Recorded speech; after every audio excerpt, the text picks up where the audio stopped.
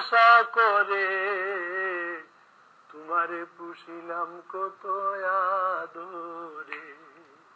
মাটির পিঞ্জিরায় সোনার ময়না রে, তোমারে পুষিলাম কত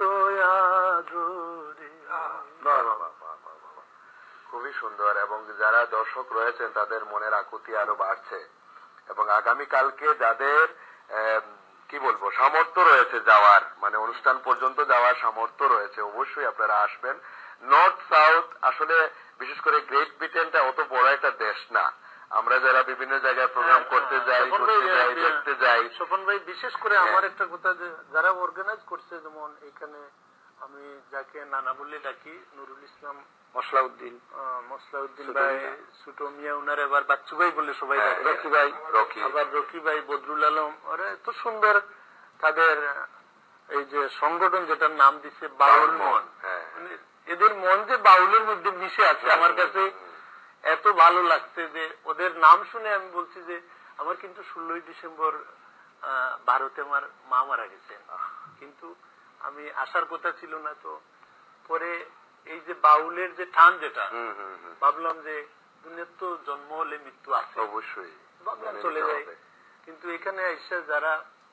যে সব আমরা এক ধরনের সবার মন বাউল,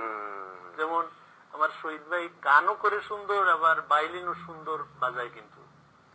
উনার আজকে ওই বাউল মনের অনুষ্ঠানটা দেখলাম, উনি বেলা বাজাচ্ছে, ওই একটা টেলিভিশনের প্রোগ্রাম যাচ্ছে, তো আমার দেখে ভালো লাগলো যে এই যে ব্রিটেনের মাটির তাকিয়ে যে ওরা এত সুন্দর বাজায়, বা আমার ওই বাচ্চু ভাই, বা আমার এই যে টুনু ভাই, উনি হারমোনিয়াম এত সুন্দর। এই চর্চাটা তাদের নিজস্ব একদম উদ্যোগটা নিজস্ব, কারণ কি আপনি বাংলাদেশে রয়েছেন, আপনাকে কিন্তু মানুষ বাধ্য করে গান গাওয়ার জন্য, মানুষ বাধ্য করে আপনাকে চর্চা করার জন্য, কিন্তু এখানে অনেক সময় মানুষ বাধ্য করার সময় সুযোগ কম,